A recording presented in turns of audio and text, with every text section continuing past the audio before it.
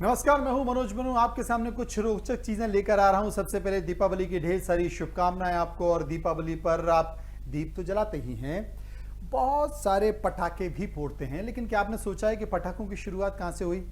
हालांकि कई जगह निराशा की बात है, क्योंकि AIQ ज्यादा बढ़ने के कारण, यानी कि हवा की गुणवत्ता खराब होने के कारण वहां पर पटाखे बैन कर दिए गए हैं। कुछ राज्यों से भी इस तरह की सूचना आ रही है, लेकिन लोग मानेंगे नहीं। लोग जोश में हैं और पटाखे चलाएंगे ही चलाएंगे। जुर्माना, सजा, ये बातें कही गई हैं, लेकिन आप सुनना, जहां पर बैन है, चाहे वो जिले हों चाहे वो राज्य हों, वहां पर आसमान में आपको पटाखे चलते दिखाई देंगे और तरह तरह की रोशनी भी होती दिखाई देगी। लेकिन आपको बताता हूं, 2200 साल पहले पटाखों की शुरुआत हुई थी। कहां से हुई थी? ये पटाखों की शुरुआत चीन से हुई थी। और करीब चीन के लुंगयांग में पटाखे फोड़ने के सबूत मिलते हैं। ये पटाखे दरअसल बांस की छड़ें होती थी और उन्हें घी में डुबोया जाता था और इनको रख दिया जाता था। जब ये तेज धूप पड़ती थी तो अचानक से इनमें जोरदार धमाके की आवाज सुनाई पड़ती थी और लोगों को ये लगा कि अरे ये क्या है, ये तो बड़ी अच्छी चीज है।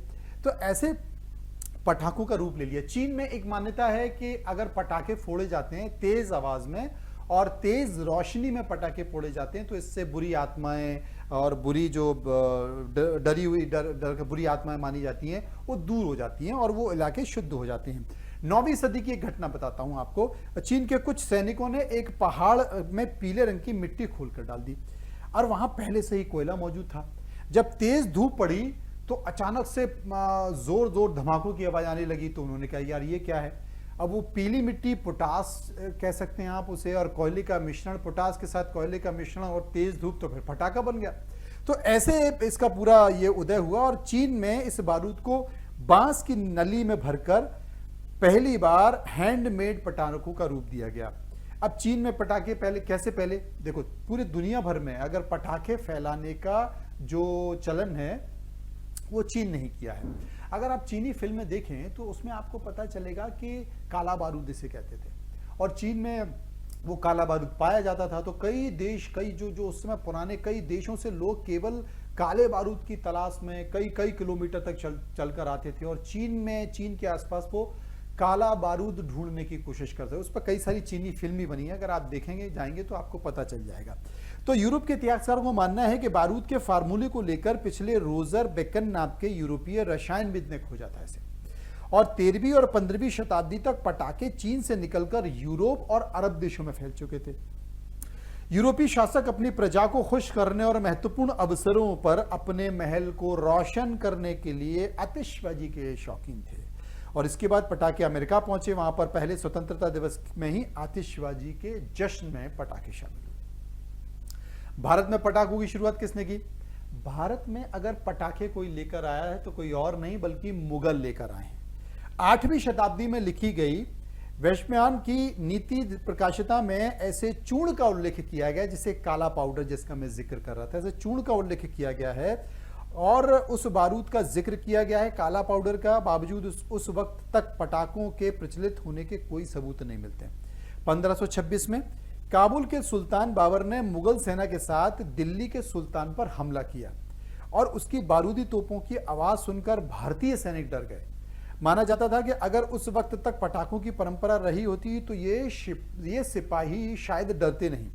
पटाखों में शुरुआती चलन कहां से था? भारत में आतिशबाजी के शुरुआती जो नोट्स हैं उसमें अब्दुल रज्जाक के मिलते हैं, जो तिमूरिड सुल्तान शाहरुख का एम्बेसडर है और विजयनगर के राजा देवराय द्वितीय के दरबार में तैनात था।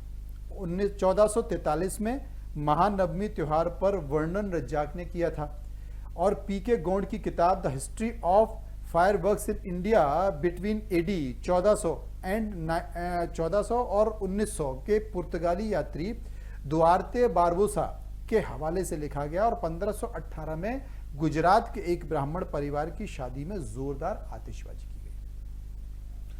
अब अलग अलग मौकों पर पटाखों का इस्तेमाल कैसे होता है मैं आपको बताता हूं। 17वीं सदी के दिल्ली और आगरा के यात्रा पर आए फ्रांसीसी यात्री फ्रैंकोसिस वर्नियर ने इसका उल्लेख किया है।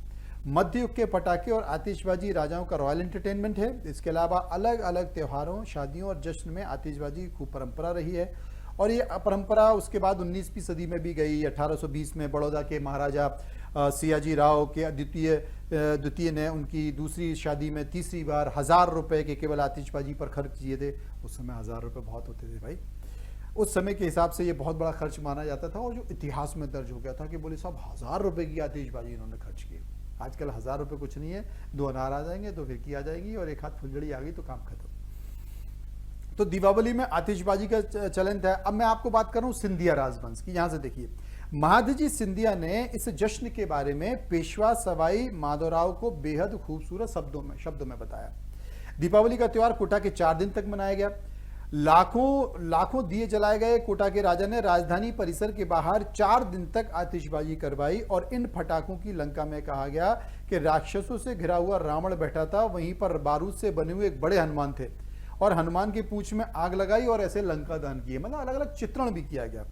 तो ये तमाम सारी चीजें हैं। और फिर कारखानों की बात करें तो 1923 में अय्या नादर और शनमुगा नादर काम की तलाश में कलकत्ता गए और एक माचिस की फैक्ट्री में काम शुरू किया, और 1940 में एक्सप्लोसिव एक्ट में संशोधन करके पटाखे बैन कर दिए।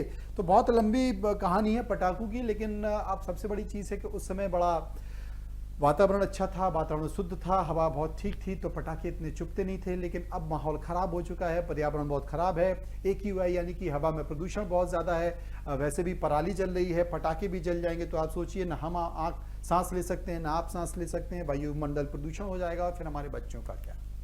इसलिए दिए से दीपावली मनाइए, पटाखों से दूर रहिए।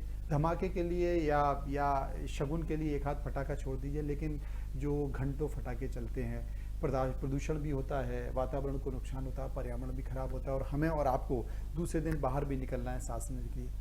तो इस पूरी पटाखों की कहानी के साथ दीपावली की ढेर सारी शुभकामनाएं आप सभी को। आप चलते रहिए इंडिया न्यूज के साथ। नमस्कार।